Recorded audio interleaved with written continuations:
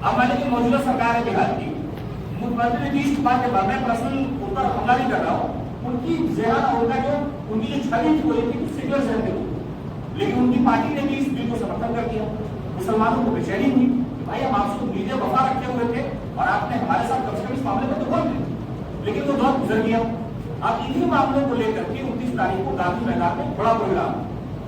جب آپ جمہوریت میں لوکتنتر میں ہیں, اگر آپ نے اپنی آواز بلند نہیں کی, حکومت کو اپنے ہونے کا, اپنی سنکھیا کا احساس نہیں کرایا, تو وہ سوچے گا کہ یہ ڈر گئے لوگ.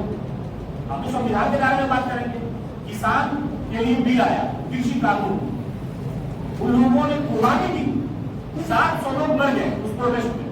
ہم یہ نہیں کہہ رہے کہ آپ مر جائیے, اللہ آپ کی عمر لمبی کرے, لیکن ان لوگوں نے حکومت کو بتایا اور پرائم منسٹر کو آنا پڑا, فیس بک لائیو کیا انہوں نے کہ ہم سے غلطی ہو گئی, ہماری نیت اچھی تھی آپ کے لیے, کسانوں کے لیے, تو آپ کو نہیں سمجھ میں آیا تو ہم بھی واپس لیتے ہیں. تو ہم کو اس طرح کا پروٹیسٹ دکھانا پڑے گا. ہماری کمیونٹی میں بہت قابل لوگ ہیں, ہر پیشے میں اچھے اچھے پڑھے لکھے لوگ ہیں. ایسے لوگوں کو حکومت کے سامنے بیٹھ کر کے پرشاسن, آپ دیکھیے ایک چیز میں آپ کو بتا رہا ہوں کہ میں نے پٹنہ یونیورسٹی سے پڑھائی لکھائی کی ہے. یہاں پر 2-3 لوگ میرے جاننے والے ہیں. خالد عظیم صاحب ہیں, 2 سال پہلے ان کے بھائی کی شادی ہوئی تھی, میں یہاں آیا تھا اسی محلے میں, بہت بارش ہوئی تھی. اور ایک ہے بیچارے ہمارے متر جو ہے, وہ سب لوگ یہاں پر ہیں اور بات ہم کو بتاتے رہتے ہیں. میں پچھلے 3 سال سے ایک ہی کام کر رہا ہوں سوشل میڈیا پر. میرے ٹویٹر فیس بک پر آپ کو جا کے دیکھیں گے, سیماب اختر کے نام سے میں نے پچھلے 3 مہینے میں 14 لوگوں کو پرشاسن کی مدد سے یہ بھجوایا ہے.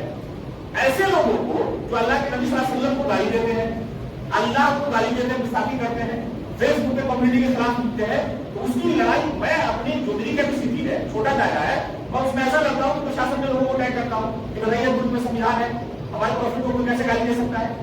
تو اس طرح سے ہر کمیونٹی کے نوجوان کو لڑائی لڑنی ہوگی اپنے طریقے سے.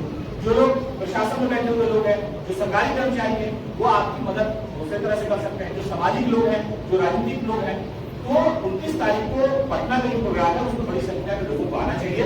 خالد عظیم صاحب ہیں, پتہ نہیں ہے یا نہیں یہاں, ہمارے بڑے بھائی ہیں, ان کی طرف سے انتظام راجدھانی پٹنہ میں کیا گیا ہے. اور جو پٹنہ سینٹرل مال ہے اس کے بغل میں جو آفس بھی ہے, وہاں پر شاید کھانے والے کا انتظام ہے. یہاں سے جانے کے لیے لوگوں کے لیے بھی, جو لوگ بائک سے جائیں گے وہ تو جائیں گے ہی, لیکن یہاں سے گاڑی کا بھی انتظام ہے کہ لوگ وہاں جائیں گے اور پروگرام میں شامل ہو کے آ جائیں گے. دیکھیں یہ وقت جو ہے بہت نازک ہے, لیکن یہ وقت گھبرانے کا نہیں.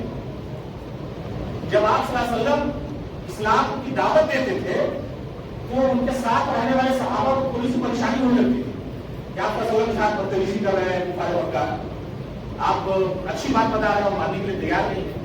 تو کبھی کبھی نا تھوڑا سا گھبرا کر کے بیٹھ جاتے. ایک بار کا واقعہ یہ ہوا کہ جو لوگ تھے بہت مضبوط, انہوں نے اللہ کے نبی کو کہا کہ آپ اسلام پھیلا رہے ہیں, ایسا کیجیے کہ آپ ہم سے گٹبندھن کر لیجیے, ہمارے بھگوان کی پوجا 2-3 دن آپ کیجیے اور تو شام دن ہم آپ کے اللہ کی پوجا کریں گے. اللہ کے نبی صلی اللہ علیہ وسلم کے ذہن میں تھوڑی سی بات آئی, ایسا کرتے ہیں کہ پہلے ان کو شامل کر لیتے ہیں اور پھر اسلام کے بارے میں سمجھائیں گے, پورا بھی کر لیا. فوراً اللہ کی طرف سے وحی نازل ہوئی اور کہا کہ لا اعبد ما تعبدون, کہ اللہ کے نبی صلی اللہ علیہ وسلم کو کہہ دیجیے ان کافروں جس کی تم پوجا کرتے ہو اس کی پوجا نہیں کریں گے, تم کو جو کرنا ہے کرو, اس کو پوجا کرو, ہم اللہ کی پوجا کریں گے, ہم اللہ کی عبادت کریں گے. تو اللہ کے نبی پر اس طرح کی گرفت ہوئی. میں اصل اسلام کے بارے میں تھوڑی جانکاری اس لیے رکھتا ہوں کہ عالموں کے درمیان میں بیٹھتا ہوں, اور میں ایک بات بتا دوں کہ میرے گاؤں میں کچھ لوگ بیٹھے تھے, پڑھے لکھے لوگ تھے, اور بہت زمان 10-12 سال پہلے کی بات ہے, اسلام پر کوئی بات چیت ہوئی اور اس دن میں اس ڈبیٹ میں کمزور پڑ گئی, میں ہار گئی.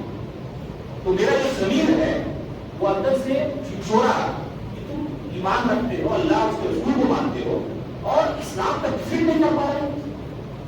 اس دن سے ہم نے ایک دم ارادہ کر لیا اور جہاں موقع ملا گوگل پہ پڑھنے کا, عالموں سے پوچھنے کا, قرآن پڑھنے کا, حدیث پڑھنے کا ہم نے کوشش کی اور اپنے لوگوں کو بتایا اور سمجھایا. پٹنہ یونیورسٹی کا ماس کمیونیکیشن ڈپارٹمنٹ ہے, جرنلزم کا ماسٹرز کا. جب میں وہاں داخلہ لینے گیا تھا تو وہاں 62 سیٹ ہے, ایک بھی مائنورٹی مسلمان کا بچہ اس میں نہیں تھا. جب میں رجسٹریشن میں گیا 3 لوگ تھے. میں نے اس مشن کو آگے بڑھایا और जो जूनियर बीएससी यानी bachelor of mass communication Patna college के लोग थे, उनको हमने कहा कि एडमिशन अगले साल 12 बच्चे और बच्चियों का एडमिशन कराया, और आज इसकी स्थिति है कि 20 से 22 बच्चे होते हैं मासक में। हम लोगों को अपनी कम्युनिटी के डेवलपमेंट के लिए अपने अपने तरीके से काम करना, आगे को विजन करनी होगी, कोई मसला पूछना होगा उनसे बात करेंगे, पूछेंगे, जो पॉलिटिकल लोग हैं उनसे मदद लेनी होगी, प्रशासन में बैठे हुए लोग हैं उनसे मदद लेनी होगी। तो हम आपसे यही गुजारिश करते हैं, 29 तारीख का एक बड़ा प्रोग्राम है और ये आपके होने यानी आपके वजूद का सबूत देना है आपको गांधी मैदान में कि भाई जो आपने कानून लाया वो मेरे फेवर में नहीं है, हम नहीं जानते हैं, हमारे लिए अच्छा नहीं है, आप वापस कर लीजिए। आप हमारे हमदर्द बन रहे हैं तो इस कानून को वापस कर लीजिए। हमारी मस्जिद जो है, हमारे जो कब्रिस्तान है वो बात आता है, आपको वही जाना है। आज ईद और बकरीद में आप खुशी में वाक्य पढ़ने जाते हैं ना कब्रिस्तान में, अपने बाप दादाओं को याद करते हैं ना, कल को ये कब्रें आपसे छीन ली जाएगी, आप कहाँ वाक्य पढ़ेंगे? आपकी लाश लेकर के कहाँ गंगा में तो दिखा दिया जाएगा। इसलिए ये जिम्मेदारी है, एक बड़ा प्रोग्राम है, आप आएंगे और अपने लोगों को अलग इलाके में लोगों की रिश्तेदारी भी होगी, सब एक जगह एक भीड़ इकट्ठी होगी, तो एक दबाव बनेगा सरकार। हो सकता है कि मुख्यमंत्री नीतीश कुमार का जहन बदले और वो कहे कि नहीं भाई तो गलत हो रहा है, हमारे यहाँ इतनी मुसलमानों की जगह हुई है, ये एकदम संविधान के खिलाफ बात है, इसलिए आप इसको हटाइए। हो सकता है कि जमहूरियत में पॉसिबिलिटी होती है, इसलिए आप पूरी ईमानदारी और मजबूती से इस प्रोग्राम को कामयाब बनाइए, फिर आगे का दायरा जो तय करेंगे हमारे जो बड़े लोग हैं